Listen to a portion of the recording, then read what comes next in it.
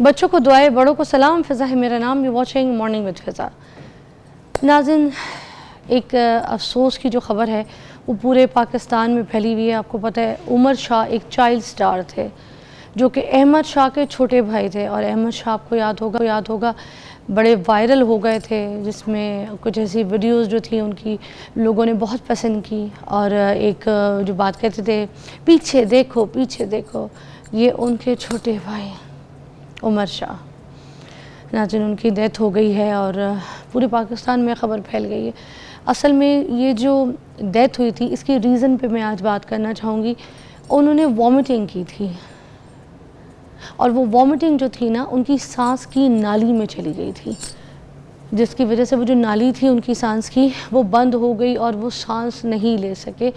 और ये जो इशू है ना, अक्सर छोटे बच्चों में सामने आता है कि अगर आपको, जैसे बच्चे को, किसी को वॉमिटिंग हुई है तो वो सांस की नाली में चली जाती है, बच्चा खांस नहीं सकता, बच्चा ऑक्सीजन नहीं ले सकता, इनहेल नहीं कर सकता, बोल भी नहीं सकता।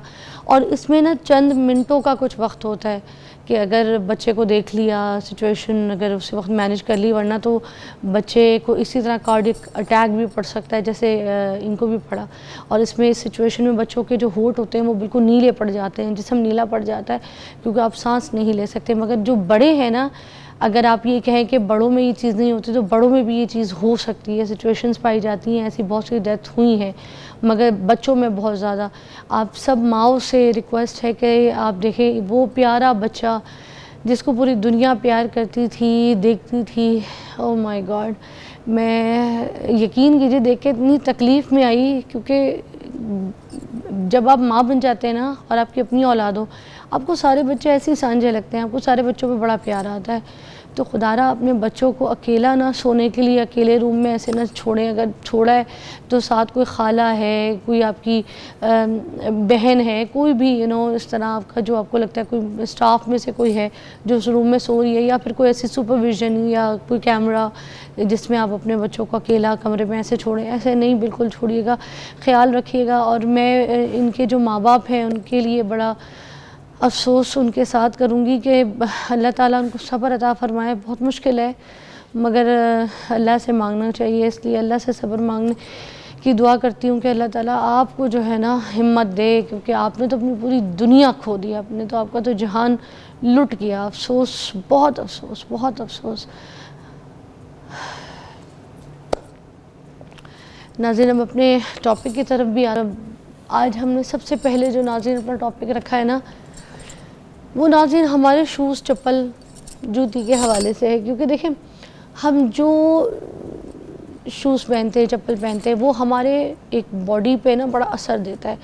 अब जैसे जो हमारे जॉइंट्स हैं, हमारे पोस्चर्स जो हैं पूरे बॉडी के, उसके ऊपर बहुत ज़्यादा जो है ना असर होता है। अब अगर कोई बहुत हील वाली सैंडल पहन लेता है तो उसके ऊपर अलग इम्पैक्ट होता है। फ्लैट चप्पल से लोग कहते हैं ना, नहीं फ्लैट पहनो आराम वाली होती, फ्लैट के भी अपने इम्पैक्ट्स होते हैं, मगर क्या होते हैं हम पूछेंगे। फिर जूते के जो सोल होते हैं उसके ऊपर भी होता है कि अगर जूते का सोल बहुत हार्ड है, बड़ा तला जो है सख्त है, या कुछ स्लिपरी है, फिर क्या होता है। और बहुत ज़्यादा फोम वाली जूती भी पहनने से, जिसमें पैर डालो तो लोग कहते हैं ना कि वाह। अच्छा, फिर कुछ होते हैं मेडिकेटेड सोल होते हैं। मेरे पास भी यहाँ पर कुछ डॉक्टर्स आ चुके हैं जो मुझे स्पेशली जब मैं जाती हूँ अमेरिका वगैरह, तो मुझे लिख के दे रहे होते हैं कि आप ये जो है ना अपने लिए ले आएँ, क्योंकि आपका भाग दौड़ का काम है। एक मेडिकेटेड सोल स्लीपर्स जो हैं वो आपके पास होनी चाहिए। तो इस पे बात करेंगे। और ये जो महंगे महंगे स्नीकर्स होते हैं, जो कि जॉगर्स होते हैं, जो कि जिम में, एक्सरसाइज में, स्पोर्ट्स के मैदानों में इस्तेमाल कर रहे होते हैं बच्चे, रनिंग के टाइम पे इस्तेमाल कर रहे होते हैं, तो वो कितने कारआमद होते हैं, सपोर्टिव होते हैं। क्योंकि कुछ लोग क्या करते हैं, जिम करते हैं मगर वो जिम वाले जूते नहीं इस्तेमाल करते, और रनिंग करते हैं तो उसमें रनिंग वाले जो पीछे से आपको पुश देता है वो स्नीकर इस्तेमाल नहीं करेंगे, स्पोर्ट्स के वो जूते इस्तेमाल नहीं करेंगे, आम जूतों में रनिंग करेंगे। बहुत सारी ऐसी फॉल्ट्स हम जो है ना करते हैं। तो इस पे बात करने के लिए आज हमने जिनको यहाँ पे मदऊ किया है वो डॉक्टर अब्दुल बासित साहब हैं, जो कि कंसल्टेंट ऑर्थोपेडिक सर्जन हैं और हमारे साथ हैं। अस्सलाम वालेकुम। जी वालेकुम सलाम। Thank you so much invite करने का शुक्रिया जी आपका। आपका भी आने का बहुत शुक्रिया। सबसे पहले बताइएगा, ये जो जूते हैं जिनके बारे में मैं जिक्र कर रही थी, देखने वालों को बताइएगा कि इसका क्या इम्पैक्ट होता है। वाकई हर तरीके के जूतों का हर तरीके की बॉडी के हिसाब से इम्पैक्ट होगा अलग अलग? देखिए, जो जूतों का आपने ज़िक्र किया है, मेरा ख़्याल है कि ये पाकिस्तान का पहला मॉर्निंग शो है जिसमें जूतों जैसे अहम टॉपिक पर डिस्कशन हो रही है, और थैंक यू, आपने इस चीज़ को हाईलाइट किया है। इसका जूते जो भी शख्स कोई पहनता है ना, वो पूरी बॉडी जॉइंट्स पे उसका इम्पैक्ट आता है। जो सबसे ज़्यादा इम्पैक्ट है वो दो जगहों पे आता है। नंबर 1 आपका पैर, जिसमें अक्सर लोगों को हील पेन स्टार्ट हो जाती है। अक्सर शिकायत लोग करते हैं जी एड़ियों में दर्द बहुत ज़्यादा होती है। नंबर 2 दूसरी जो इम्पॉर्टेंट जगह है वो आपकी बैक है। कमर का दर्द जो है वो लोगों में स्टार्ट हो जाता है। अच्छा, ये होता क्यों है? होता इस वजह से है कि जो हमारा पैर है, कुदरती तौर पे अल्लाह ताला ने उसका स्ट्रक्चर इस तरह से बनाया हुआ है कि वो कर्व्ड है। अगर आप पैर को अंदर वाली साइड से देखें तो वो कर्व्ड होता है इस तरह करके, ना बिल्कुल ज़मीन के साथ लगा हुआ है, ना बहुत ऊपर उठा हुआ है। अब जब हम जूते के ज़रिए ऐसा जूता पहनते हैं जो उस कर्व को डिस्टर्ब करेगा, यानी फ्लैट शूज़ जिसमें वो कर्व बिल्कुल डिस्टर्ब हो जाएगा, पैर आपका नीचे आ जाएगा, या हाई हील शूज़, उसमें क्या होगा, वो कर्व बहुत बढ़ जाएगा। इन दोनों सूरतों में पैर के जो मसल्स हैं उनके ऊपर स्ट्रेस ज़्यादा आता है। अच्छा, प्रेशर ज़्यादा आता है। अब वो जो स्ट्रेस, वो जो प्रेशर है, वो फिर एक बहुत बड़ी बीमारी कॉज करता है जो हमारी सोसाइटी में आम तौर पे मर्दों और ख़वातीन दोनों में है, लेकिन स्पेसिफ़िकली ख़वातीन में ज़्यादा है। उसे कहते हैं प्लांटर फिशाइटिस। और वो बीमारी ये है कि आपका पैर का नीचे वाला हिस्सा जो तलवा होता है, वो चूँकि हार्ड सोल होती है ना नीचे, वो हार्ड हो जाता है, उसकी इन्फ्लेमेशन हो जाती है। और उसकी वजह यही आपके फ्लैट शूज़ हैं या हाई हील है। उससे क्या होगा, जब वो नीचे उसकी सोजिश हो गई तो अब आपको वहाँ दर्द स्टार्ट हो जाएगी। और भी रीज़न्स हैं इसकी, जो लोग लंबा अरसा खड़े रहते हैं या काम ज़्यादा करते हैं, रनिंग करते हैं, लेकिन उस दर्द के बाद फिर जो क्लासिकल सिम्टम होता है वो आपको ख़वातीन अक्सर बताएंगी, वो ये होता है कि जी रात उठने के बाद सुबह मेरा पैर जो है वो ज़मीन पे नहीं लगता, पैर ज़मीन पे रखा ही नहीं जाता। ये एक सबसे बड़ी अलामत होती है प्लांटर फिशाइटिस की। उसके पीछे वजह क्या है? आपके ख़राब जूते। और 80-90% ख़वातीन को जब कहा जाता है विद ड्यू रिस्पेक्ट, तो वो कहती हैं जी मैं तो ये जूता पहनती नहीं हूँ, मेरे तो जूते बहुत अच्छे हैं। लेकिन उसके पीछे सबसे बड़ी वजह यह है। और मर्दों में एक जूता बड़ा हमारे इस्तेमाल होता है गाँव देहातों में, खुस्सा जो है, लोग उसको रूटीन में बुजुर्ग जो हैं वो हमारे पहन रहे होते हैं, वो बिल्कुल नीचे से फ्लैट है। और वो बहुत से पेशेंट गत्ते का सोल होता है, देखा जाए तो। हाँ, वो बिल्कुल नीचे से वो सोल, चूंकि वो फ्लैट है ना, उसका प्रॉब्लम ये है। अच्छा, उसको सपोर्ट नहीं कर रहा, अंदर उसमें होती हैं छोटी छोटी कील्स भी लगी हुई होती हैं, जो अगर वो ज्यादा रगड़ जाए तो साइडों पे लगना भी शुरू हो जाती है। वो तो एक अलग चीज है ना, लेकिन जो उसका स्ट्रक्चर खराब कर देता है वो पैर का। अब उस प्रेशर की वजह से आपका पाँव जो है वो अंडर स्ट्रेस है, उसके मसल जो है वो अंडर स्ट्रेस है, वहीं से उसकी पेन स्टार्ट हो जाती है। और फिर ये एक प्लांटर फिशाइटिस जैसा ऐसा मर्ज जो कि लोगों का रहता है और फिर लंबा अरसा चलता रहता है। दूसरा बड़ा इम्पैक्ट जो आता है वो आपकी बैक पे है। जब आप हाई हील पहनेंगे तो आपका पूरा पोस्चर डिस्टर्ब हो जाएगा, और आपकी जो कमर है, अब उसमें भी उसकी जो स्ट्रक्चर है उसको समझना ज़्यादा ज़रूरी है। कुदरत ने जो कमर के मोरे हैं और जो उसके साथ मसल्स हैं उनको इस खूबसूरती से डिज़ाइन किया है कि वो अंदर की तरफ कर्व्ड हैं। आप देखें बाज़ चेयर्स होती हैं उस पर हम बैठते हैं तो अंदर की तरफ कर्व्ड होती हैं पीछे से। वो जो लंबर के 5 मोरे हैं, जिसको हम ये पेट के पीछे वाले मोरे हैं, जिनको अक्सर आपने देखा होगा L4-5 का प्रॉब्लम है, L3-4 का प्रॉब्लम है, उन मोरों की ख़राब जूतों की वजह से स्ट्रेटनिंग हो जाती है। वो अक्सर आप जाते हैं ना डॉक्टर के पास कमर दर्द की वजह से, तो वो कहते हैं जी पट्ठों का खिंचाव है। वो जो पट्ठों का खिंचाव है उसकी एक बड़ी वजह भी आपके ख़राब जूते हैं, और फिर वहाँ से बैक पेन स्टार्ट हो जाती है। ओके, अच्छा ब्रेक लेंगे, उसके बाद फर्दर डिस्कस करेंगे। अच्छा, हम जो मेडिकेटेड हमें जो चप्पलें आप लोग रेकमेंड करते हैं वो वैसे फ्लैट नहीं होती, इसके ऊपर बात करेंगे ब्रेक के बाद।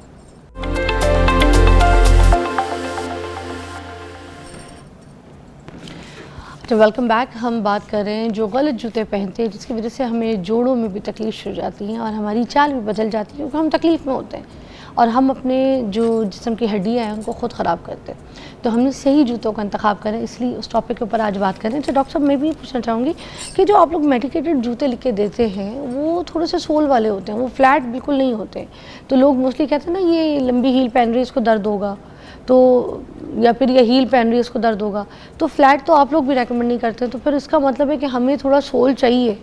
देखिए, जिस तरह मैंने शुरू में आपको कहा है ना कि कुदरती तौर पे जो पैर है उसके अंदर एक आर्च है। हाँ, हमने उस आर्च को बेसिकली सपोर्ट करना है। वही जूता आपके पैर के लिए सपोर्टिव है जो आपको उस आर्च को सपोर्ट करेगा।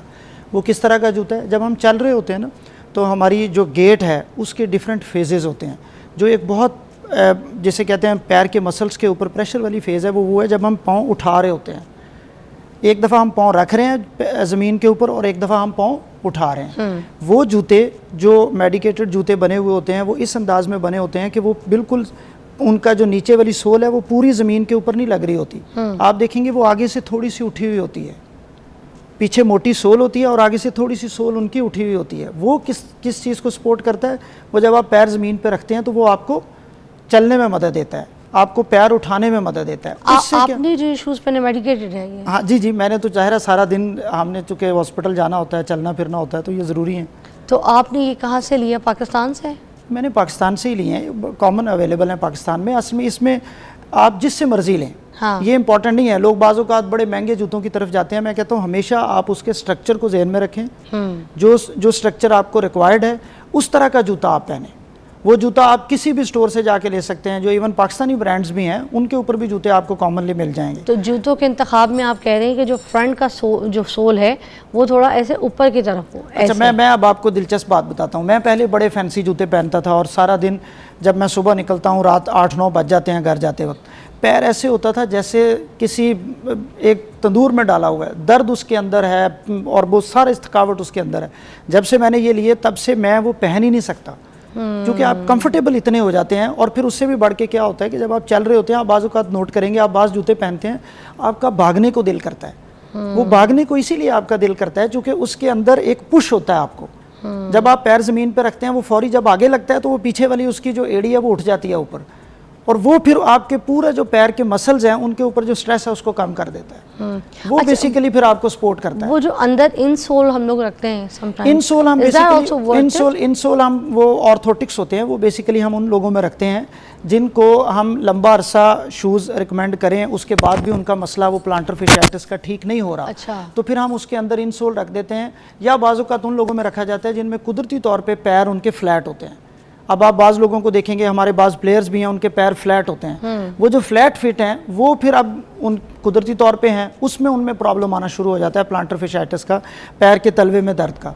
उसमें फिर हम अंदर आर्चेज़ रख देते हैं। वो आपके पैर के अंदर, जैसे अंदर वाली साइड है ना, उसमें इस तरह की एक आर्च होगी। वो क्या करेगी, जब पैर उसके ऊपर पड़ेगा तो वो अल्टीमेटली उसकी आर्च बनना शुरू हो जाएगी। अच्छा। उससे वो पैर फिर जो है ना वो रिलैक्स हो जाता है और उसको चलने में। अगर हम कोई भी आम जूता बाजार में पसंद करते हैं, ठीक है, और उसको मेडिकेटेड कन्वर्ट करने के लिए उसको मेडिकेटेड सोल के साथ पहनना शुरू कर देते हैं, इन सोल रख के, इज दैट ओके? नहीं, कैन डू दैट? वो बेहतर नहीं है। वो बेहतर हम उन लोगों को रिकमेंड करते हैं जिन लोगों में डिजीज़ है प्लांटर फिशाइटिस की, या जिन लोगों में डिजीज़ है फ्लैट फिट की, ये उन लोगों में करते हैं।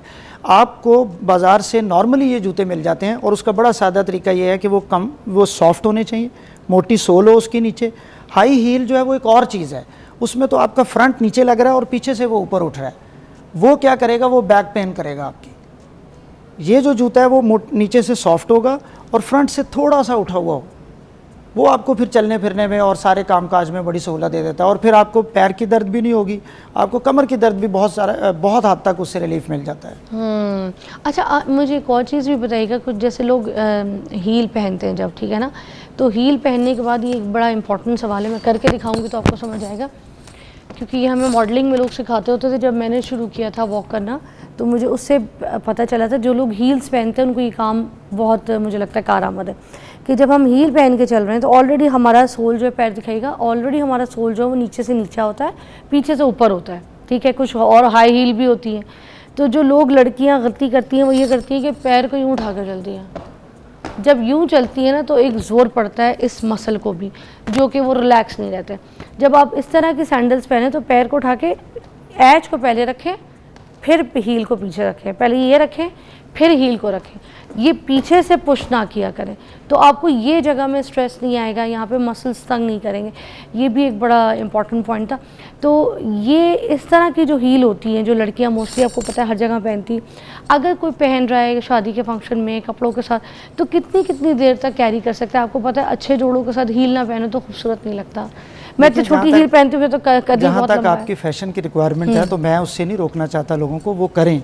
लेकिन जो आपकी सबसे इम्पॉर्टेंट चीज़ है, जिस तरह आपने ये बताया है, इससे क्या होगा, आपकी जो कमर के मोरे हैं, जो पट्टे हैं, वो टाइट हो जाते हैं। उससे उनका जो कर्व है नेचुरल वो डिस्टर्ब हो जाता है और वो बिल्कुल स्ट्रेट हो जाती है। आप बाज़ औक़ात एक्सरे करवाते हैं, उसमें लिखा हुआ आता है स्ट्रेटनिंग ऑफ लंबर कर्व। वो नेचुरल कर्व जो है वो स्ट्रेट हो जाता है, क्योंकि आपने नीचे से अपने पूरा पोस्चर डिस्टर्ब कर लिया ना। आपका ये जो हील जब ऊपर उठ जाती है और आपका पंजा नीचे चला जाता है तो आपकी पीछे से पूरी बैक का पोस्चर, जो पेल्विस होती है वो टिल्ट हो जाती है, उससे आपका कमर का पोस्चर ख़राब हो जाता है और फिर एक कॉमन शिकायत डेवलप हो जाती है लोगों को लोअर बैक पे। और ये अक्सर मॉडल्स में, अक्सर हमारे दोस्तों में जो लंबा अरसा खड़े रहते हैं, पुलिस के लोग हैं, डॉक्टर्स हैं, टीचर्स हैं, उनमें ये प्रॉब्लम, एयर होस्टेस, उनमें ये प्रॉब्लम आना शुरू हो जाती है। लंबी लंबी फ्लाइट होती है सर, और कितने ज़बरदस्त तरीके से वो कैरी करती हैं। अच्छा, उनके भी सोल्स जो हैं, उनकी जो हील्स हैं, वो भी इस तरह की डिज़ाइन होती होंगी कि which has the comfort also, you know. उसका बड़ा आसान तरीका है, देखें जब भी आप इस तरह का शूज़ पहने, मैं तो ये रिकमेंड करता हूँ पेशेंट्स को कि अपने साथ कंफर्टेबल शूज़ गाड़ी में रख लें। जैसे आपका फंक्शन या एक्टिविटी ख़त्म हुई, फौरी तौर पे आप अपने, क्या करती होंगी? तो कुछ भी नहीं करती, वो तो उसी में, लेकिन वो ज़ाहिर है सारा टाइम उन्होंने प्लेन में तो नहीं खड़े रहना होता, उनका रेस्ट टाइम भी होता है। 8-8 घंटे 12-12 घंटे की फ़्लाइट होती है, तो वो 12-12 घंटे ऐसे, फिर मगर ये कि थोड़ा टाइम उनको ब्रेक भी मिलती है, बैठती भी है, ब्रेक का होता है, उसमें आप अपने शूज़ उतारें, मगर काफ़ी घंटे वो खाने की लाइन में खड़ी रहती है, पैर को कंफर्टेबल करें। अदरवाइज आपका जो जूता है वो, मैं कहता हूँ बाज़ औक़ात पेशेंट्स को आपके लाइफ पार्टनर की तरह आपको दुख सुख दे सकता है, इतना इंपॉर्टेंट है, क्योंकि सारा दिन आपने पहनना है वो, सुबह से लेके शाम तक। और आखिरी एक और चीज़ मैं ज़रूर बता दूं कि जब हील पहने ना, तो अब मेक श्योर कि आपने कमर को पीछे से बैक को सीधा किया। कुछ लोग ऐसे करके हील पहन लेते हैं ना, तो उनकी भी बॉडी और तकलीफ में रहती है बैक। अगर पहन ही लिए तो फिर आपने देखा होगा होस्टेस की बैक पीछे से स्ट्रेट होती हैं। तो जितनी एयरलाइन में लड़कियां जॉब करती हैं या ऑफिस में कोई जॉब करती हैं, हील पहनती है तो बैक स्ट्रेट। इसमें ये भी इंपॉर्टेंट है कि अगर आप ये पहन रहे हैं तो जो आपकी सिटिंग प्लेस है, अब जैसे ये आपने अपनी सीट के ऊपर कुशन रखा हुआ है, इससे क्या होगा कि आपकी बैक पीछे से सपोर्ट रहेगी, या मेडिकेटेड बैक सपोर्ट मिलती है बनी हुई, वो आप अपनी गाड़ी में रख लें, आप अपने सोफे पे रख लें, अपनी चेयर के ऊपर रख लें, क्योंकि ये लेटेस्ट एक कॉन्सेप्ट है, sit smart, stand smart and lift smart. Lift smart, ये तीन चीजें हैं जो आपकी बैक को सबसे ज्यादा तंग करती हैं। तो इन तीनों को आप फॉलो करें तो इंशाल्लाह आपकी बैक में। खेड़ियाँ पहनते हैं मेरे भाई, पेशावरी चप्पलें पहनते हैं, आपको पता है उसको ज़रा वो हैवी होती है, शलवार कमीज के साथ लगती तो प्यारी है, मगर वो ज़रा बड़ी वजनी होती है, और वो नीचे से उसके सोल ना, वो तो उसमें थोड़ा सा टच होता है मेडिकेटेड शूज का। आप देखिए वो खेड़ी जो है ना, वो पीछे से उसकी हील मोटी होती है और आगे से जो उसका पंजे वाली साइड है वो थोड़ी पतली होती है। अच्छा, वो आपके पैर को सपोर्ट देती है। भले वेट है, भारी है, मगर नहीं, वेट तो एक और चीज है ना, लेकिन उसके अंदर थोड़ा सा टच होता है इस तरह का कि आपको चलने में वो सपोर्ट कर रही होती है। अच्छा, उसमें फ्लैट वाली आप ना लें, एक होती है जिसके नीचे रबड़ का सोल होता है, हाँ, पीछे से मोटी है, आगे से थोड़ी सी पतली, वो खेड़ियाँ सही है, वो चल जाती है, वो आपके पैर को इतना स्ट्रेस नहीं देती जितना वो फ्लैट वाली देती है। ठीक है। अच्छा, हम यहाँ पे जूतियों के ऊपर तो बात कर चुके हैं, मगर क्योंकि हमने सारी बातें इसलिए की कि हड्डियों के बारे में जो है हम जान सकें, मुझे बताएं, जो एक बल्कि ब्रेक ले लेते हैं, ब्रेक के बाद पूछेंगे कि जो हम नंगे पैर चलते हैं, ये बिल्कुल कहते हैं ना कि पैदल चलो, ऐसे नंगे पैर चलो, फर्श पे चलो, तो ये कितना चलना चाहिए सीधा सीधा नंगे पैर के साथ, इसके ऊपर बताइएगा ये सही है या गलत है। सी यू आफ्टर ब्रेक।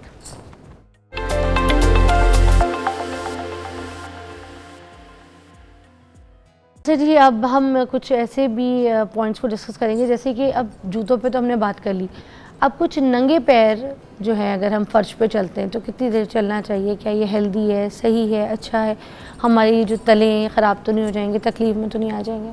देखिए, नंगे पैर चलना जो है ना 15 मिनट रोज़ाना, ये आपके पैर को बेशुमार फ़वाइद देता है, और सिर्फ पैर नहीं, फिर आपको पूरी बॉडी जो है उससे मुतासर हो रही होती है और आपकी बॉडी पे अच्छे असरात आ रहे होते हैं। मसलन 2-3 चीज़ें हैं वो मैं थोड़ा सा बताना चाहूँगा। नंबर 1 क्या होता है, आपकी जो पैर है ना उसका पोस्चर करेक्ट होता है नंगे चलने से। नंबर 2, उसकी सर्कुलेशन बेहतर होती है बॉडी में, कहीं भी जब ब्लड सर्कुलेशन बेहतर होती है तो वहाँ पे हीलिंग प्रोसेस बेहतर होता है, वहाँ पे स्ट्रेंथ बेहतर होती है, कोऑर्डिनेशन बेहतर होती है, मसल कोऑर्डिनेशन बेहतर होती है, सपोर्ट बढ़ जाती है आपके पैर की। सो जब आप नंगे पैर चलते हैं तो उसकी सर्कुलेशन तेज़ हो जाती है 15 मिनट रोज़ाना। फिर एक बड़ी इंपॉर्टेंट चीज़ ये होती है कि हमारे बाज़ लोग हैं उनमें सेंसरी प्रॉब्लम्स हो जाते हैं, टच के प्रॉब्लम्स हो जाते हैं, ख़ासकर शुगर पेशेंट्स जो होते हैं, पाँव में शुगर पेशेंट्स जो होते हैं ना, उनमें जो हाथ हैं और पैर हैं उनके अंदर चीज़ को सेंस करने की एबिलिटी कम हो जाती है ना, जिसे हम न्यूरोपैथी कहते हैं। अक्सर आपने सुना होगा कि जी उनको पैर का ज़ख्म हो जाता है लेकिन उन्हें पता नहीं चलता। वो पता उन्हें इसलिए नहीं चलता कि उनके अंदर पेन के जो सेंसर्स हैं ना वो डिस्टर्ब हो जाते हैं, वो पेन सेंस ही नहीं कर सकते। उनके पैर में कोई कांटा चुभ गया है उन्हें नहीं पता, उनके पैर में कोई ज़ख्म हो गया है उन्हें नहीं पता, जब तक वो पैर को खुद ना देखेंगे। तो ये जो एक एक्टिविटी है 15 मिनट रोज़ाना वॉक करना, ये आपकी सेंसरी जो नर्व्स हैं और आपकी जो एबिलिटी है उसको बढ़ाता है। तो घर के अंदर और जो अच्छा उसमें ये बड़ा इंपॉर्टेंट आराम है से- कि आप वॉक कहाँ कर रहे हैं। हाँ। जाहिर है वो तो सबसे इंपॉर्टेंट है। ये तो Yes. नहीं कि आप उसके ज़रिए एक ज़ख्म अपने पैर को उसमें आपने जो भी जगह का इंतखाब करना है, घास वाली जगह आम तौर पे बहुत मुफीद है। घास हो, उसके अंदर कोई गंदगी ना हो, कोई कांटा ना हो, कोई चीज़ ना घास हो। क्यों? घास वो तो इसलिए फ्लैट कि- सरफेस भी नहीं है। घास इसलिए कि वो ज़रा सॉफ्ट हो जाती है ना। आप ज़मीन पे करेंगे बिल्कुल ज़मीन के ऊपर तो वो सॉफ्ट नहीं होगी। अच्छा। घास उसको सॉफ्ट कर देती है। ये जो आप हमारी उसके फ्लोरिंग टाइल वाला चल तो ये भी जाते हैं, चल लेकिन जाएंगे। ज़्यादा बेहतर तो वो है। अच्छा हाँ। उसके ऊपर जब आप वॉक करते हैं फिर एक और बड़ा अच्छा काम होता है, वो ये है कि आपकी बॉडी में एंडोर्फिन्स हार्मोन जो हैं वो रिलीज़ होते हैं। अच्छा वो आपकी खुशी देते हैं, आपको हैप्पी हार्मोन्स हैं, वो ठीक है। हाई फील आती है आपको उसके साथ। और जो स्ट्रेस हार्मोन्स हैं वो कम होते हैं। इसलिए 15 मिनट की रोज़ाना जो बेयर फुट वॉक है ना, वो आपको बेशुमार मसाइल से बचा लेती है। अच्छा शुगर पेशेंट तो ज़्यादातर बंद वाले जूते पहन ले तो उनकी उंगलियां नाखून भी पक जाते हैं, ख़राब हो जाते हैं, आपने देखा है, उनको ज़ख़म हो जाते हैं पूरे पूरे उनके नाखूनों में। तो उनको किस तरीके के जूते रेकमेंडेड होते हैं, क्योंकि वो तो बहुत पेन में होते हैं जूते बेचारे। बंद या खुले ये ज़्यादा इंपॉर्टेंट नहीं है। ज़्यादा इंपॉर्टेंट ये है कि आप अपने पैरों का, जो शुगर पेशेंट्स हैं, मैं बतौर ऑर्थोपेडिक सर्जन या जो जनरल सर्जन हमारे दोस्त हैं, हम अपने पेशेंट्स को एक ही चीज़ रिकमेंड करते हैं कि रोज़ाना रात को जो बच्चे हैं वो सबसे बड़ी खिदमत ये है कि अपने वालदैन के पैरों का मसाज करें एक दफ़ा। या कोई अगर मसाज करने वाला नहीं है तो पेशेंट अपना मसाज खुद करे। उससे क्या होगा, डेली 24 आवर्स में एक दफ़ा उसके पैर का मुआयना हो जाएगा। पैर का जो एग्जामिनेशन है शुगर पेशेंट में वो बहुत इंपॉर्टेंट है। बात सही है, हम वो- अपने चेहरा हाँ, देखते हैं, यही हाथों पे प्रॉब्लम है ना। लगाते हैं क्रीम, आप हर पैर को बॉडी तो कोई पार्ट्स को देखता ही देखते हैं, नहीं। पैर को हाँ, कोई नहीं देखता। कभी अब कभी आपके पैर हाँ, के देख बल्कि लेते हैं। एक बीमारी होती है, उसे शार्कोट डिजीज़ कहते हैं। वो ये है कि शुगर पेशेंट में पैर की हड्डियां जो हैं वो टूट जाती हैं और उसे पता ही नहीं होता बेचारे को कि मेरे पैर की हड्डियां टूटी हुई हैं। टूट नहीं उसके कहा अंदर मैंने, हाँ पता छोटी छोटी उसके अंदर जॉइंट्स में और बोन्स में प्रॉब्लम आ जाता आय है। हाय। छोटी हड्डियां होती हैं ना, आय तो हाय। वहां से क्या अल्सर डेवलप होना शुरू हो जाते हैं। अच्छा जो सरफेस है, ये हील है हमारा अंगूठा है, वो जहाँ से वो ज़मीन के ऊपर लग रहा है, वहाँ अल्सर डेवलप हो जाते हैं। फिर जब वो इग्नोर होते हैं तो फिर वो एक ना ख़त्म होने वाली डिजीज़ की सूरत इख्तियार कर जाते हैं। तो so back to the point क्या है कि आप डेली उसका मसाज करें एक दफ़ा, ठीक है। 10 मिनट 15 मिनट। और उसके लिए किसी फैंसी लोशन की आपको या किसी क्रीम की ज़रूरत नहीं है। घर में तेल पड़ा होता है, ऑयल जो आपका सरसों का ऑयल पड़ा हुआ है, उससे आप 10-15 मिनट मसाज करें। क्या ये गर्म करके अगर तेल को लगाते हैं वो तो ज़्यादा भी बेहतर आराम होता है, उससे होता ज़रा सर्कुलेशन बढ़ जाती है ना, वही हाँ, ब्लड सर्कुलेशन, हाँ। उससे फिर हीलिंग बेहतर होती है। उससे आपको ज़ख्म का पता चल जाएगा। अब आते हैं कि जूता खुला पहनना है या बंद पहनना है। हाँ। अगर तो उसके ऊपर ज़ख्म है तो फिर तो आपने खुला जूता पहनना है, डेफिनेटली आप मजबूर हैं पहनने पे। अदरवाइज बंद जूता ज़्यादा बेहतर है शुगर पेशेंट के लिए खुले जूते की निस्बत। और मेडिकेटेड जूता किस एज से रेकमेंडेड है, एज या हर एक को पहनना चाहिए ऐसे मेडिकेटेड जूता? हमारे यहाँ ये कॉन्सेप्ट बन गया है कि लोग समझते हैं कि जो मेडिकेटेड है उसके लिए ख़ास आप सर्च करें, ढूंढें ब्रांड्स। मैं अगेन वही बात आपको करूँगा, सादा सा असूल है कि आपके पैर का जो सोल है वो थोड़ा मोटा होना चाहिए, थोड़ा सा सॉफ्ट होना चाहिए और आगे से थोड़ा सा उठा हुआ होना चाहिए। यानी पीछे से अगर वो 100% है तो आगे उसकी जो थिकनेस है वो 80% हो या 75%। 75, अच्छा। वो आपके लिए इतना कंफर्टेबल है कि बाकी कोई भी जूता आपको उतना सुकून नहीं देता। क्योंकि हम अपनी जवानी में तो ये कहते हैं ना, हमें क्या ज़रूरत है अगर हमारी अम्मी है या अबू जब स्टिक पे आ जाएं या बूढ़े हो जाएं, चल नहीं पाएं, कमर झुक जाए, तब हम उनके लिए ढूंढते हैं कोई आरामदेह जूती। वो वक्त वो जूते ढूंढने का नहीं है, हाँ। वो वक्त दवाइयाँ ढूंढने का है। जूते ढूंढने का वक्त ये है जब आप वो जिसे कहते हैं ना, जब आप उसको उस मर्ज को होने ही नहीं देते। अब अगर आपने अपनी कमर को ख़राब कर लिया है तो वो तो फिर ऑर्थोपेडिक सर्जन्स का टाइम है। वो टाइम आपके जूते ढूंढने का और प्रिवेंटिव मेजर्स लेने का नहीं होता। गो कि हम उनको देते हैं, लेकिन जो असल इन्वेस्टमेंट है आपकी अपनी बोन्स, अपनी जॉइंट्स और अपनी बॉडी के ऊपर, वो 40 से पहले है। जो कुछ आप 40 के अंदर करेंगे वो कुछ आप आफ्टर 40 जो है ना वो मतलब ये कमाएंगे आपकी उसमें से। इन्वेस्टमेंट है। डेफिनेटली मैं हमेशा ये जो कहता हूँ करेंगे कि उसका अगर प्रॉफिट खाएंगे। आप 40 से पहले एक्सरसाइज के लिए और अपनी जिम के लिए और अपनी एबिलिटी बढ़ाने के लिए, कैपेसिटी बढ़ाने के लिए तैयार नहीं हैं तो फिर रेडी हो जाएं 50+ पेन्स के लिए। आपका वजन अगर बढ़ गया तो नी पेन आपके सामने खड़ी है, उसने होना ही होना है। अब जो 40 बैक तक आप पेन आपके बोएंगे सामने, वही हाँ, काटेंगे। वही आप 40 के बाद काटेंगे। एक ब्रेक लेंगे, उसके बाद वापस आएंगे, पूछेंगे कि कितनी देर इंसान को बैठना चाहिए, कितनी देर इंसान को खड़ा होना चाहिए, कितनी देर चलना चाहिए। ब्रेक के बाद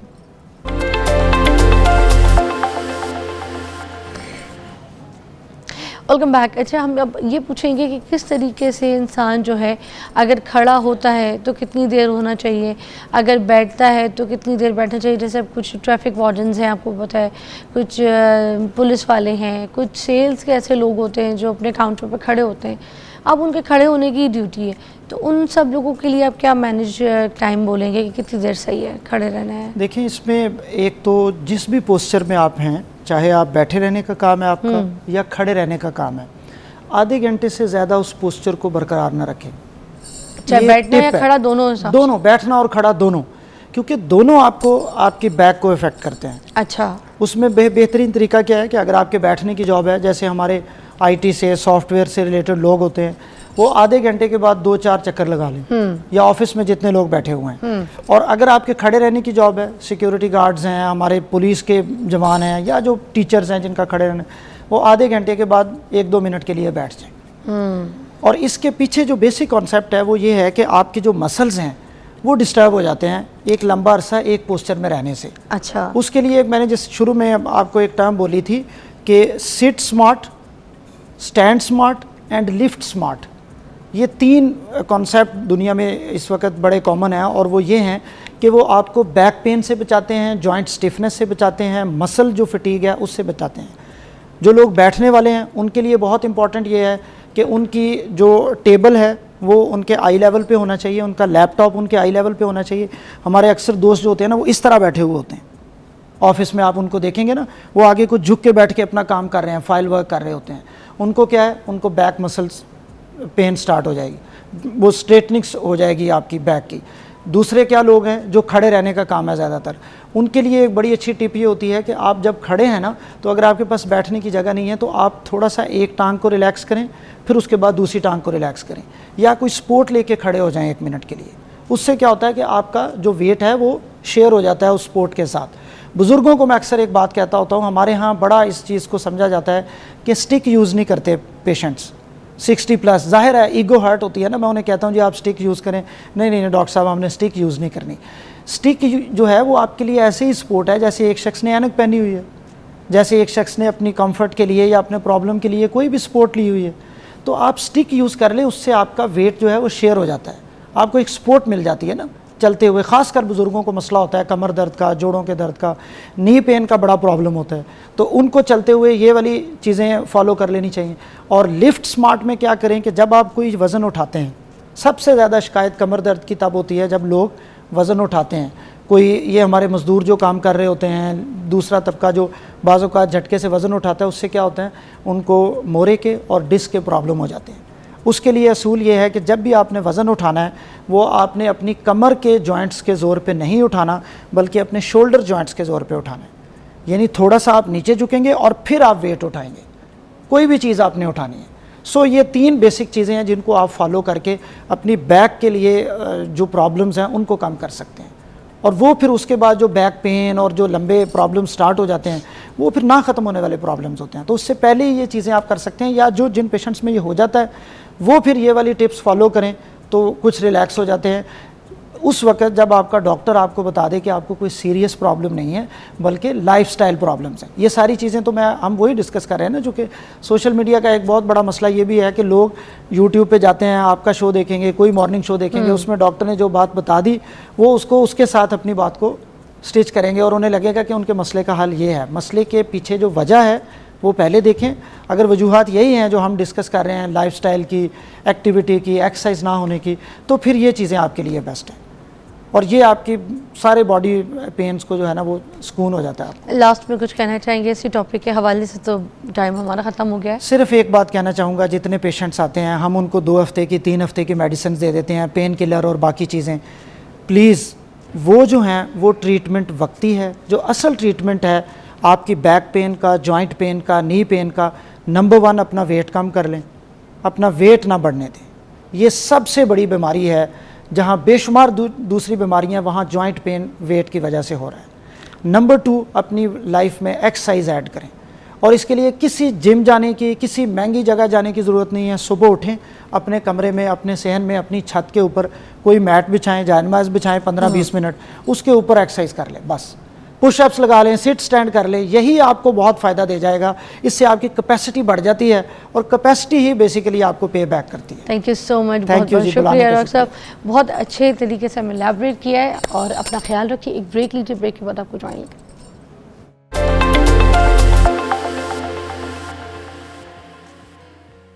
वेलकम बैक नाज़रीन, अभी हम बात करेंगे यहाँ पर मियाँ बीवी के टॉपिक के ऊपर। मियाँ बीवी जो होते हैं ना, वो आपस में एक दूसरे के ऊपर भी शक करते हैं। एक दूसरे का मोबाइल चेक करना, एक दूसरे से पासवर्ड छुपाना और इस तरह की बातें कंटिन्यूसली ना।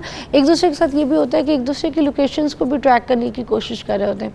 आपको पता है स्नैपचैट पे एक ऑप्शन होती है जहाँ पर वो आप लोकेशन ऑन कर दे तो सामने में जो आपका मियाँ है ना, उसकी सारी लोकेशन आपको पता चलती रहेगी।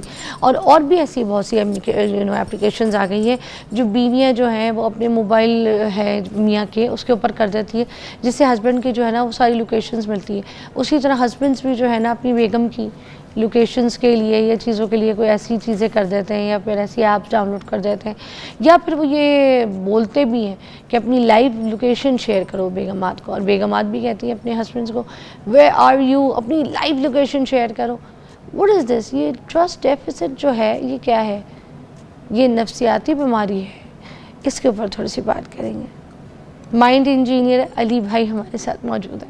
How are you? अल्हम्दुलिल्लाह, आप सुनाओ। जज़ाकल्लाह, ज़बरदस्त, ग्रेट। आज फिजा डाउन लग रही हो। मैं डाउन आपको क्यों लग रही हूँ मैं आपको बताती हूँ। मैं काफ़ी टाइम से डाउन चल रही हूँ।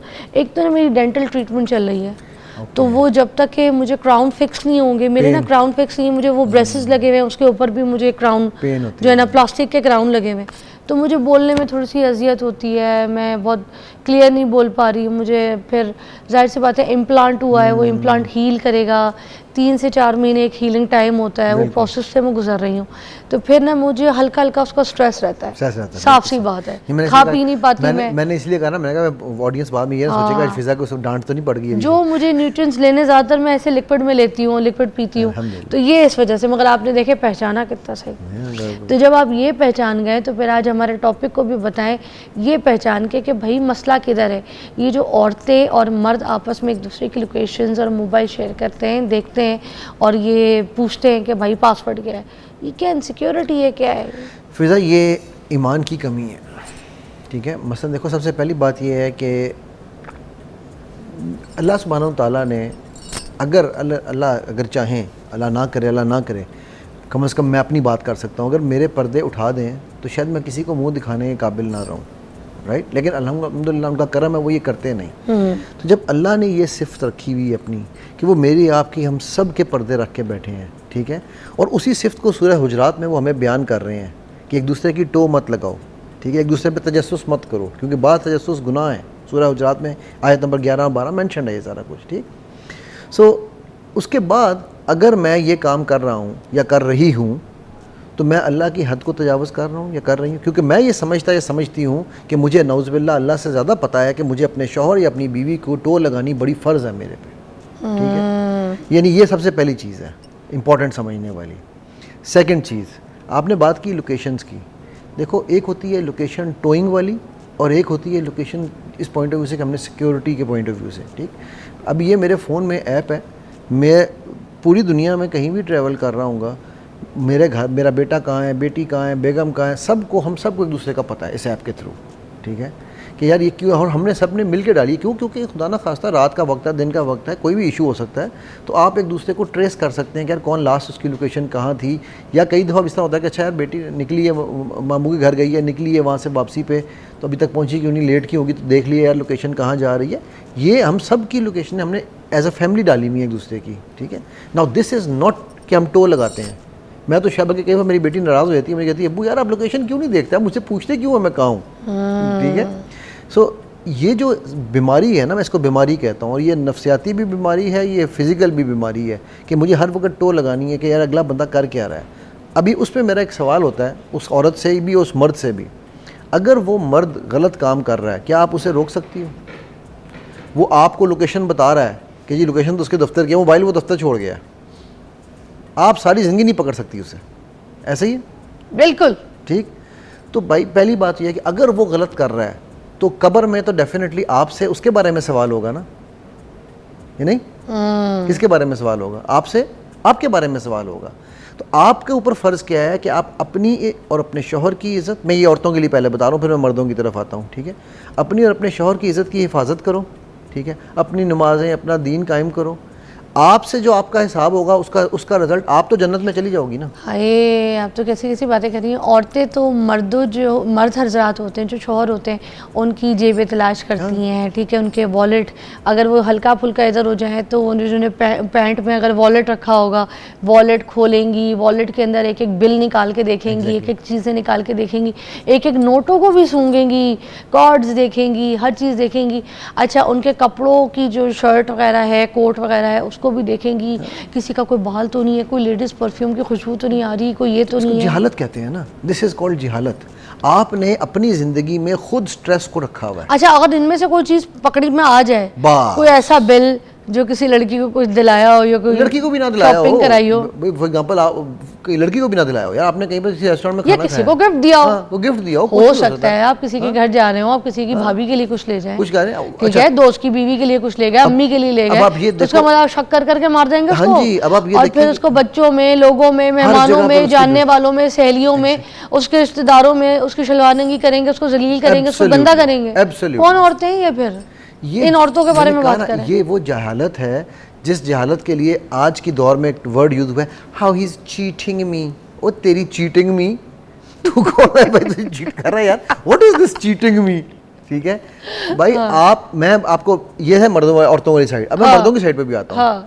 मैं आप जिस मर्द को ये जलील कर रही हैं, मैं आपको उस मर्द के 2 किस्से सुनाता हूँ। अभी मेरे पास हैं जो रिसेंट मैंने केसेस किए हैं। एक औरत अपने ड्राइवर के साथ 5 साल उसका रिलेशन रहा, 5वें साल शौहर ने पकड़ लिया, उस वेडलॉक, उस रिलेशन से बच्चा भी हो गया। अच्छा, उस बंदे ने मुझे फ़ोन करके कहा कि सर मैंने बीवी को भी एक्सेप्ट कर लिया वापस, उसने तौबा की है अब, और मैंने बच्चा भी अपने मान लिया कि मैं इस बच्चे को पालूंगा, लेकिन सर मेरे दिमाग में सिर्फ मुझे इतनी हेल्प कर दें कि मेरे दिमाग से वो सीन नहीं निकलता। जब मैं अपनी बीवी को और ड्राइवर को देखता हूँ ना, तो मुझे सीन आता है, सर मेरा दिमाग क्लियर कर दें, इनको नहीं पता चलेगा। ये है वो मर्द, ठीक है। मगर मेरी बात सुने, इन सिचुएशंस में फिर निकाह एक औरत का हुआ है, ठीक है, वो उसके निकाह में है, उसके बाद फिर जो भी है ABCD जो भी बंदा है, उसके साथ अगर बच्चा भी हो गया और अल्लाह ना करे ऐसी कोई सिचुएशन, तो मियाँ जो माफ़ कर दे रहा है, तो वो निकाह कायम होगा मियाँ बीवी के दरमियान? देखो फिजा, निकाह ख़त्म नहीं हो गया होगा खुद ब खुद ही? नहीं, वो देखो मैं उसके, क्योंकि मैं आलिम नहीं हूँ, मैं इसलिए इस पर बात नहीं करना चाहता, क्योंकि मुझे इस चीज़ का पता नहीं है, मैंने इसलिए आपसे नहीं, मैं भी इसलिए, देखो मैं अगर पे कोई बात कर दूंगा तो वो एक किस्म की दीन वाली बात आ जाएगी, जी आलिम का कह रहा है, मैं आलिम नहीं हूँ। मेरे हिसाब में निकाह तो शायद ख़त्म, मेरे हिसाब में नहीं, ख़त्म नहीं होगा। निकाह ख़त्म तब होगा जब सेम शौहर ने अपनी साली के साथ अगर कोई रिलेशन बना लिया है, तो डेफिनेटली वो होता है, वो तो मुझे कंफर्म पता है ना, लेकिन इस चीज़ की मैं बात नहीं करूँगा। बट मैं ये बात ज़रूर करूँगा कि अगर वो कि ज़र्फ़ की बात कर रहा हूँ, कि अगर मर्द का ज़र्फ़ इतना था कि उसने उसके बावजूद उसको एक्सेप्ट किया, बच्चे को भी एक्सेप्ट किया, एक्सेप्ट भी क्यों किया, कहता है मैं शायद एक्सेप्ट ना करता। अल्लाह के नबी सल्लल्लाहु अलैहि वसल्लम की एक हदीस मेरी नज़र से गुजरी कि बच्चा वेडलॉक का होता है, यानी जो जिसकी निकाह में औरत होती है, क्योंकि ये बल्कि ये निकाह नहीं टूटेगा, मुझे वो वाक़या याद भी उसने आ गया। अच्छा, बताएं। आप वसल्लम के पास एक इसी तरह एक किस्सा आया था, ठीक है, तो वो वेडलॉक से, मैं सहाबा का नाम इस वक्त नहीं ले रहा, वेडलॉक से बाहर बच्चा हो गया था, तो सहाबा में 2 लड़ाई थी कि भी ये बच्चा मेरा है, और क्योंकि था उनका ज़माना जahiliyyat वाली बात थी, तो अल्लाह के नबी सल्लल्लाहु अलैहि वसल्लम ने कहा कि जिसके निकाह में ये औरत है, बच्चा उसका है। अच्छा, ठीक है, तो हुआ बेशक, तो इसलिए उसने फिर कहा कि मैं अडॉप्ट करूंगा। हाँ, मैंने अडॉप्ट करूँ, ठीक है। सो अब पॉइंट ये है मेरा कहना है कि मर्द का ज़र्फ़ तो ये भी है ना, हाँ, राइट, औरत का ये ज़र्फ़ नहीं, औरत माफ़ नहीं करती। मगर उसने जो बात की कि मेरे जहन में से चीज़ नहीं निकलती, वो फिर किस तरीके से ख़त्म वो होगी? फिर उसके साथ काम किया, मैं तकरीबन 3 महीने से उसके साथ काम कर रहा हूँ, अल्हम्दुलिल्लाह अब काफ़ी वो नॉर्मलाइज हो चुका है। लेकिन आप ये देखो कि वो कहता था मेरी बीवी को ना पता चले, क्योंकि मैं नहीं चाहता कि उसको ये एहसास हो कि मेरे दिल में अभी तक उसके ख़िलाफ़ है। कहता सर वो उसने सही मानों में तौबा की है, मैं वो तौबा का गवाह हूँ, पिछले 1 साल से मैं उसकी उस तौबा पर देख रहा हूँ, वो उसने अपने आप को हल्कान किया हुआ है, तो मुझे उस पर तरस आता है, ठीक है। या अल्लाह। अब आप लेकिन ये चीज़ देखो ना फिजा कि ये शक जो है ये किस तरह से घरों को दीमक की तरह चाटता है, क्यों? क्योंकि हम वेस्ट के चीटिंग के उसको लेकर आ रहे हैं। भाई जिस यहाँ मेरी तो ज़िंदगी आसान है, जब मेरे रब ने मुझे कह दिया, मैंने अपनी इज़्ज़त की हिफाजत की। अल्लाह के नबी सल्लल्लाहु अलैहि वसल्लम ने कहा था मुझे 2 चीज़ों की हिफाजत दे दो, मैं तुम्हें जन्नत की ज़मानत दे देता हूँ, ज़ुबान एक वो जो दांतों के दरमियान है, एक वो जो तुम्हारी टांगों के दरमियान है, शर्मगाह की और ज़ुबान की। अली भाई एक ब्रेक लेते हैं, ब्रेक के बाद मिलते हैं।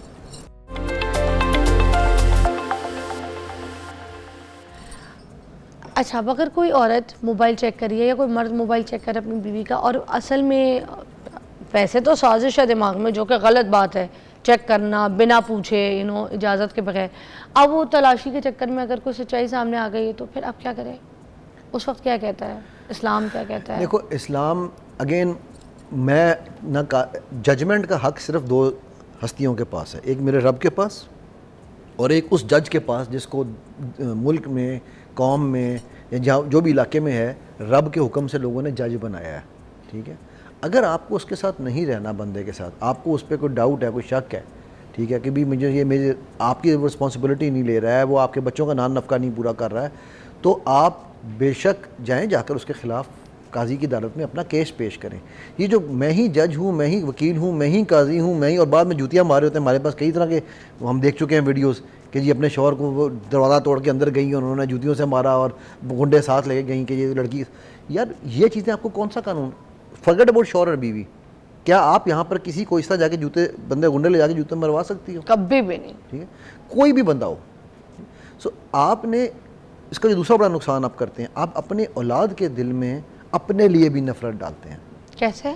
हाँ, मुझे एक बात बताओ, मैं औलाद तो साथ लग जाती है ना, एक पास हो जाती है। नहीं, औलाद मासूम होती है, औलाद को बेचारी को पता नहीं होता। मेरे दोस्त हैं, बड़े सीनियर पोस्ट पे रिटायर हुए, ठीक है, रिटायरमेंट के मतलब 22वें ग्रेड में जाके वो रिटायर हुए, और रिटायरमेंट के भी उन्होंने कोई 5 साल बाद अपनी दूसरी शादी की, लेकिन उस शादी से पहले उन्होंने अपनी पहली बीवी को अपनी 2 घर 4 किनाल के DHA में और पता नहीं जो कुछ था वो दिया। तो मैंने उनसे पूछा, मैंने कहा आपने दूसरी शादी, उन्होंने अपने बच्चों को भी बुला लिया पास ना, बच्चों को बुला के कहा कि बेटा देखो तुम्हारी माँ को मैं ये सब कुछ दे रहा हूँ, जो कुछ मेरा था, मैं ज़ीरो से अपनी ज़िंदगी शुरू कर रहा हूँ, एक फ्लैट अपने लिए रखा है मैंने छोटा सा, ठीक है, और मैं ज़ीरो से अपनी ज़िंदगी शुरू कर रहा हूँ, मैं दोबारा शादी करने जा रहा हूँ। अब ये बच्चे छोटे नहीं हैं, जो 22वें ग्रेड का अफसर रिटायर हुआ तो बच्चे उसके आगे बच्चों वाले हैं, ठीक होगी बात। वो बच्चे उससे नाराज़ हो गए। अच्छा, उसने कहा कि यार देखो तुम नाराज़ होना चाहते हो ना, नाराज़ हो जाओ, तुम्हारी माँ स्किज़ोफ्रेनिक है, शादी की पहली रात से मैं ये गारंटी देता फिर रहा हूँ कि यार मैं इसको कत्ल नहीं करना चाहता। आज हमारी शादी को 32 साल हो गए हैं, ठीक है, 32 साल से मैं यही सबूत दे रहा हूँ कि मैं तुम्हारा दुश्मन नहीं हूँ, अब मुझे थोड़ी सी ज़िंदगी जीने का हक दे दो। करेक्ट? नहीं, वो हमारी माँ है, चाहे जैसी मर्ज़ी है। आई एम सॉरी, अगर वो बीमार है और उसका इलाज वो नहीं करवाना चाहती या नहीं करवा पा रही है, तो both parties have the right to move on. ये इस्लाम ने हमें राइट दिया है। तलाक कब टैबू था? मुझे एक बात बताओ, कभी भी आप सीरत नबी सल्लल्लाहु अलैहि वसल्लम उठा के देख लो, सहाबा के ज़माने में देख लो, ताबईन के ज़माने में देख लो, तबा ताबईन देख लो, तलाक वाज नेवर अ टैबू। एक ही खातून है, हज़रत जाफ़र की वाइफ है, हज़रत अबू बकर की वाइफ बनती हैं, हज़रत अली की वाइफ बनती हैं। सो तलाक वाज नेवर अ टैबू। जिस दिन इद्दत ख़त्म होती थी अगला पैगाम दे देते थे। ये टैबू कहाँ था? ये टैबू था हिंदू माशरे में। हम अभी तक उसी माशरे में रह रहे हैं। यहाँ पर सती होने की वजह से ये टैबू था। होए लड़की की तलाक हुई है, ये तो पता नहीं इसमें कोई भाई ख़राबी क्यों होगी। अब एक लड़की अगर खुला लेती है, अभी मेरे पास एक केस आया हुआ है, ठीक है, जिसका मैं अभी काम कर रहा हूँ। बच्ची को 1 महीने की शादी में बंदे ने एक दफ़ा हाथ नहीं लगाया, उसके कमरे में नहीं आया, 1 महीना हुआ शादी को, उसे वॉशरूम में बंद कर देता था, ठीक है, सारा दिन कि तुम बाहर निकलोगी तो कोई मेरे ही भाई के साथ ना तुम कुछ कर लो। अब इमेजिन करती जाओ, ठीक, साइकोपैथ। अच्छा, उस बच्ची ने महीने बाद वहाँ से भाग के जान छुड़ाई, ठीक, और खुला ले ली। आज उसकी इस खुला को 10 साल हो गए, उसका कोई रिश्ता नहीं आ रहा कि तो खुला लेके आई, पता नहीं क्या मसला था। यार ये कौन सा इंसाफ है यार? ये कौन सी मतलब इंसानियत है? अगर अल्लाह ने ये हक दिए, देखो अल्लाह ने मुझे कसर नमाज का हक दिया है, और अल्लाह को सख्त नापसंद है कि मैं कसर के टाइम पे कसर ना पढ़ूँ। अल्लाह चाहते हैं कि जब मैंने फैसिलिटी दी है उसको लें, राइट। मैं पूरी 2-4 रखते क्यों पढ़ूँ, मैं 2 ही रखते पढ़ूँगा जब मैं सफ़र में हूँ। लेकिन मैं ये कहूँ कि नहीं, ये तो अस्तगफिरुल्लाह कसर पढ़ रहा है, देखो कैसा मौलवी है, शर्म नहीं आती, दाढ़ी रखी हुई है, सब कसर पढ़ रहा है, पूरी क्यों नहीं पढ़ता? तो यार ये तो फिर मेरे कहने वाले के दिमाग में खलल है ना। सो इसी तरह अगर आप उस बंदे के साथ नहीं रहना चाहती हो, आप इतनी हर्ट हो गई हो या हर्ट हो गए हो कि आप नहीं बर्दाश्त कर सकते हो, तो इट इज़ बेटर कि आप अलग हो जाए, ठीक है। बच्चों को गंदा करने के बजाय जलील करना, लोगों के सामने, रिश्तेदारों के सामने गाली देना, बदतमीजी करना, इसमें आप अपना एक हक जो अल्लाह ने आप पे फ़र्ज़ किया हुआ है कि औरत, आपको पता है अल्लाह के नबी सल्लल्लाहु अलैहि वसल्लम ने उस औरत पे लानत भेजी है, और उस मर्द पे भी लानत भेजी है, उन दोनों में पे जो अपने बेडरूम की बातें बाहर करते हैं। आज की औरत तो तलाक भी इसलिए लेती है कि बड़ा पैसा मिल जाएगा बच्चों के नाम पे। हाँ एग्जैक्टली। बच्चे पैदा करके औरत ना बड़ा मजबूत अपने आप को बना लेती है और मर्द से कहती है इसकी तो पूरी जायदाद मैंने इसके हलक से निकालूंगी। लेकिन वो ये तो भी बड़ा चक्कर है। और वो कहती है सारे बच्चों के नाम करो, फिर जाकर दूसरी शादी करो, तीसरी शादी करो, जो करना है करो, मरो। अच्छा ये भी आज ये क्या सीन? ये मंतक भी मुझे आज तक समझ नहीं आई। अब मुझे मेरे एक दोस्त हैं वो मैंने वेस्ट में बड़े लोग जलील होते देखे हैं इस तरह, नहीं, बेचारे शरीफ लोग। वेस्ट क्या, अब औरतें खराब हैं, आवारा भी होती हैं, कोई बदतमीज भी होती हैं, कोई जबान की खराब होती हैं, कोई उसके घर वालों को पसंद नहीं करती, कोई कभी मर्द की कामयाबी से जलती हैं। कुछ औरतें घर में पुअड़ इतनी होती है कि घर को साफ नहीं, बच्चों को देखना नहीं, मर्द तंग होता है। मर्द कहता है मैं अपनी ज़िंदगी अब मैं अच्छी गुजार लूँ, मैंने अपनी ज़िंदगी में कमा कमू लिया, मैं तो शादी कर लूँ, मगर वो उस वक्त उसको होल्ड करके ना उसको कुत्ता कर रही होती है। मैं बताता हूँ ना, अब मेरे दोस्त हैं वो एडवोकेट हैं, सीनियर ना हाई कोर्ट सुप्रीम कोर्ट के, तो वो उस दिन एक किस्सा सुना रहे, कहता जी मेरे पास एक क्लाइंट आया, कहने लगे कि जी मैंने अपनी ना ये जायदाद की वरासत बांटनी है, ठीक है, तो ये मेरे 4 बच्चे हैं, ये मेरी बीवी है, इन सब में आप वरासत के मुताबिक डिवीजन करवा दें। तो उन्होंने एक सवाल पूछा, और ये सवाल मैं हर उस बंदे से समझाना भी चाहता हूँ और पूछना भी चाहता हूँ। उन्होंने कहा अच्छा तो आपको गारंटी है कि आप कल मर जाएंगे? ये क्या मतलब? विरासत तो होती है मरने के बाद, अल्लाह की हद है। आप अगर आज ये डिवाइड कर दें तो कल से आप ना खाएंगे ना पिएंगे, क्योंकि कल जो कपड़ा आपने पहना होगा उसमें भी विरासत बंटनी है। अच्छा, तो ये हम लोग कहते हैं रहती जिंदगी में दे दो, ये नहीं है? Absolutely wrong. ओह, विरासत is after death. Of course. आप वरना आप मुझे देख रहे हो ना कि आपको अगर वही बात जो आपने एग्जांपल दी, यहाँ कितनी एग्जांपल्स मौजूद हैं। यहाँ पे तो हक के लिए लड़ रही होती हैं बीवियां, मेरा हिस्सा किस दो, चीज़ का घर हिस्सा? मेरे नाम करो, ये दो। जब आपने ये मेरे अभी ना 3 दिन पहले मेरी वाइफ के मामू की डेथ हुई, अल्लाह उनके दर्जात बुलंद करें, तो उनको ना मेरी वाइफ और उनके भांजे भैया कहने लगे जी उनकी शादी उन्होंने नहीं की थी, ज़िंदगी भर शादी नहीं की थी, तो उन्होंने कहने लगे कि जी आप अपना ना, वो 3 भाई थे, उन्होंने अपना हिस्सा सब में जो बांटना है आप ज़िंदगी में बांट दें। तो वो बंदा एक बात कहते ना फौत हो गया, वो इवन आखिरी दिन उनकी डेथ से 1 दिन पहले भी वो यही बात कह रहा था कि जी कार्ड है ना मेरा शनाख्ती कार्ड, इस पर लिखा हुआ है किसकी क्या हिस्सा है, जिसको जो हिस्सा है वो मिल जाएगा। क्या बात है, ज़बरदस्त। अच्छा जी, आखिरी बात, प्रोग्राम ख़त्म हो गया। फ़हाद मुस्तफ़ा जो हैं वो मेरे बड़े प्यारे भाई भी, मैंने उनके साथ बहुत काम किया है एज ए हीरो, उन्होंने मेरे साथ कुछ ड्रामे सीरियल्स किए हुए हैं। तो मैं ये कह रही थी, और हमारे शोबिज़ का हिस्सा है, उन्होंने शादी की है दूसरी या नहीं की, खुदा के लिए सोशल मीडिया पे आप लोग बहुत वेलें, अपने घर की सफाई करें, गंदा पड़ा हुआ है आपका घर, अपनी अलमारियाँ ठीक करें, अपने जूते साफ़ कर लें, अपने दांत साफ़ करें, अपने हेयर कट कराएं, अपने आप को ठीक करें, जिन रिश्तेदारों से नहीं मिले उनसे मिल लें, जिसका माल देना है, जिसका उधार देना है उसको दे दें प्लीज़, उनके फ़ोन उठा लें जो बज रहे होते हैं आपके। मगर ये फ़हाद मुस्तफ़ा के टॉपिक को छोड़ दें, उन्हें शादी की नहीं की ये उनका मैटर है, ठीक है। वो अपनी पहली बीवी के साथ खुश है नहीं है, उनको छोड़ दिया रखा है, दूसरी बीवी के साथ रह रहे हैं, किसके साथ रह रहे हैं, आपका तकिया आपका गिलाफ नहीं है, अपने आप से मतलब रखें, समझ गई? खबर है जो किसी ने फ़हाद के लिए कोई गंदी बात की। अल्लाह हाफ़िज़।